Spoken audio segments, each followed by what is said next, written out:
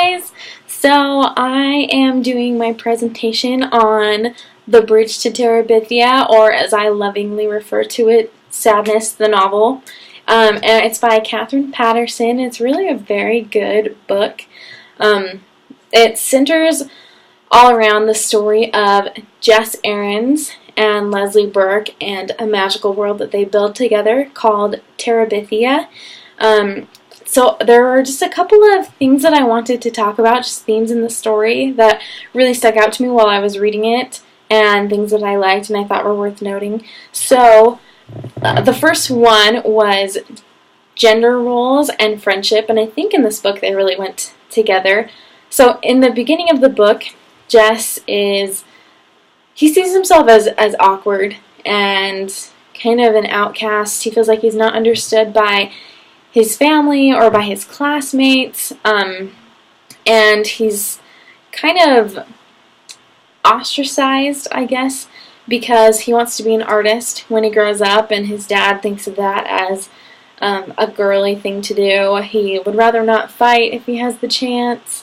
Just those kinds of things that make him different from his classmates, and so he tries to do things that will make him seem a little bit more normal, like being the fastest kid in the school. He trains all summer for a race to try and, especially when his father's affection, who he wants to impress. And Leslie doesn't really meet the gender norms either. She has short hair, she's athletic, she is just different than a lot of people, and she kind of shows Jess that it's good to be different.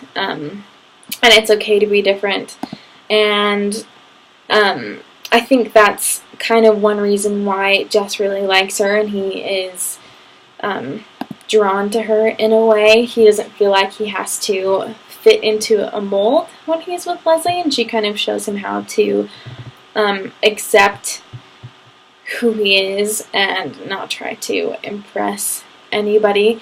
Another thing that I thought was worth noting in the novel is there wasn't really an antagonist.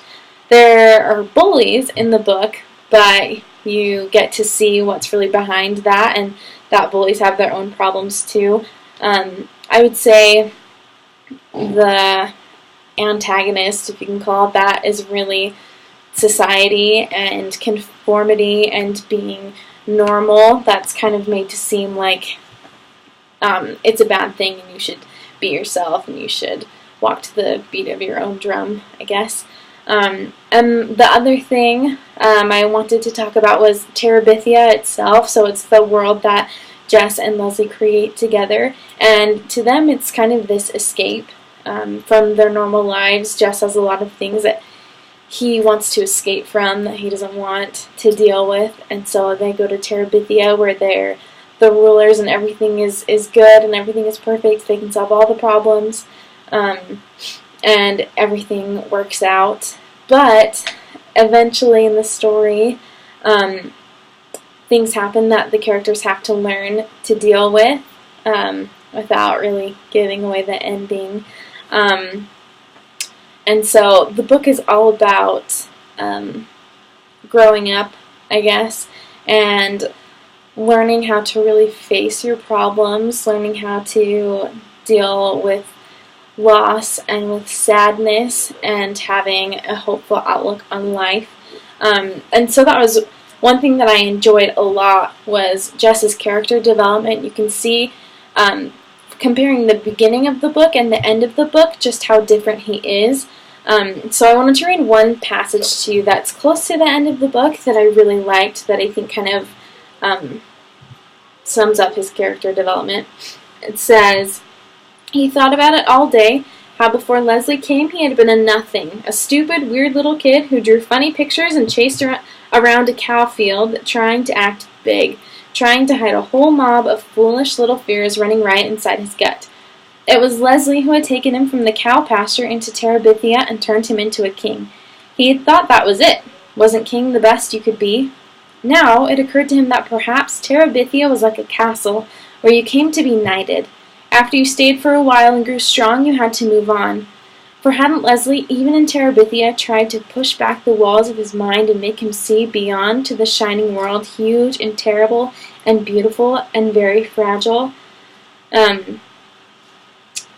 So you can see, even in their safe place in Terabithia, Leslie had pushed Jess to be better. She took the things that he saw as negatives about himself and helped him to see that they were really positives. And the things that he thought were so bad that made him so different were actually good things that set him apart. And so as for the criteria of the book, I definitely thought that it was contemporary realistic fiction. And a lot of the things that I liked, one thing that stood out was how insightful the book is. So that was one of the qualifiers for it. It says that children should have increased insights into their own problems and social relationships. And this book was definitely all about problems and dealing with them, and various social relationships and different ways to look at them and different ways to be. Another thing I liked, a category, was the book has a hopeful tone. And I really did feel, while this book was sad, it was hopeful. There were a lot of things to be hopeful for by the end. The overall tone was really good. And I also really felt like it wasn't necessarily violent, but it was sadness, and the subject was treated very well. And the conflict was definitely portrayed fully and fairly, and honesty, and you can feel the emotions of the characters. You can, it's just a really honest look into someone's life. So if you haven't read it, I would definitely recommend it. It's a very good book. Thank you.